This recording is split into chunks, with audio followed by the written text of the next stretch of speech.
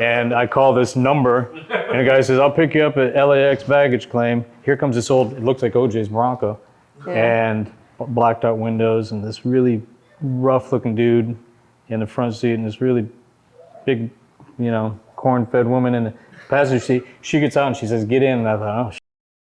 Yeah, and I look in the back seat, and Prince's ex-wife, Mayte, is in the back seat. Wow. It was her who was selling the clothes. I said, oh, yeah. You're sitting on a gold mine. Yeah. Oh, yeah. You're sitting on some... Prince sued me, though.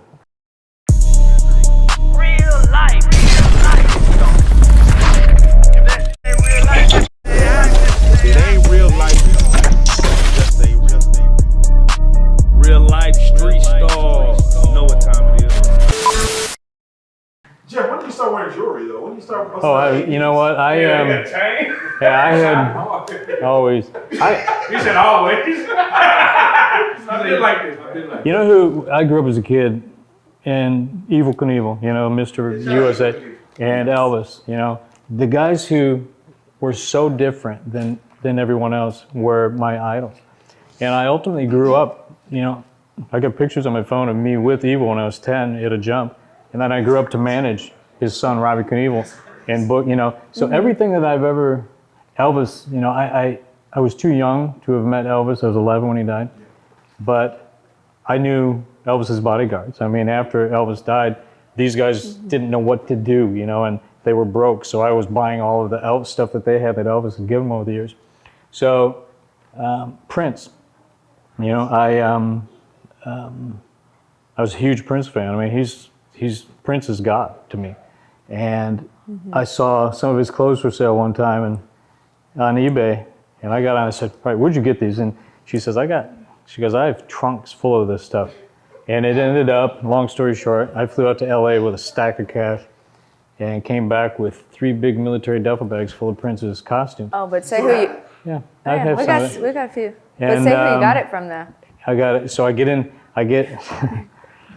a lot of cash, and I call this number, and the guy says, I'll pick you up at LAX baggage claim. Here comes this old, it looks like OJ's Bronco, and blacked out windows, and this really rough looking dude in the front seat, and this really big, corn-fed woman in the passenger seat. She gets out and she says, get in. And I thought, oh, shit.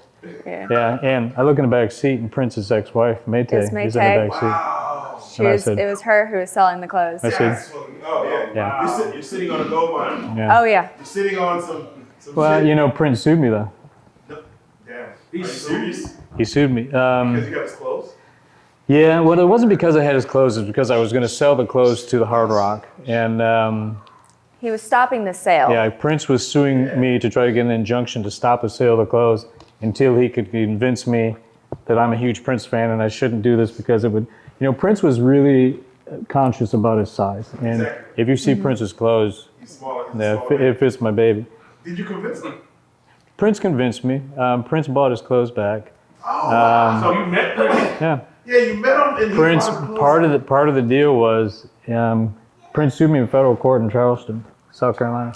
But being sued by Prince was the best Bro, that's the latest authenticity. Because shit ever. the cop, or the judge says, my attorney says, I have no idea where these guys are coming from. What you did is perfectly legal. You bought it, now you're going to resell it. He says, so I'm going to sit in the back. I'm going to put you up and let you talk to the judge. And the judge says, Mr. Lowe, tell me the story. So I told him, what I just told you guys. And he says, well, what's this stuff worth? And I said, well, Hard Rock's willing to give me $300,000 for it. And I said, that's based on me telling him it's authentic. Now I've got Prince suing me to stop. I said, this is the best letter of authenticity I could ever get. And I said, so I got to believe that the value is much higher. And he says, you need to thank Prince's lawyers. And I said, thanks, guys. Authentication. So he's like, Your Honor, can we have a recess? And we went out in the hallway, and I got Prince on the phone. And Prince, after we hammered out a negotiation, Prince was like, I'm going to fly you and your family first class to Minneapolis. We'll put you up in the West End to bring you to Paisley Park for an after show. And so, then that started not a close relationship, but then Prince had other clothes he had those Glam Slam clubs in Chicago and Miami and in Minneapolis. and he closed them down. Well, he left trunks and trunks of clothes, you know. And the guy who managed all the clubs took all the clothes. He contacted me. He says, "I see that you buy Prince clothes." So bring it up, brother. So Yeah. so I bought, you know, and I would help kind of get some of the stuff off the market for Prince. Now, when Prince died, you know, I was paying $900 for a pair of Prince boots. Okay, I had a whole row.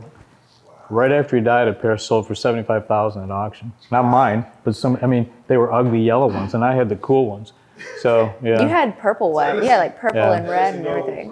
Where it's at with the Prince memorabilia. Yeah, Prince is, it's crazy off the hook.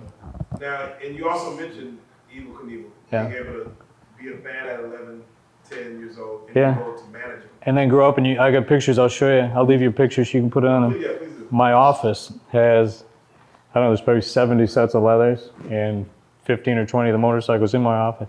All the memorabilia. I owned the big Evel Knievel semi-truck, and I sold it to the Harley-Davidson Museum.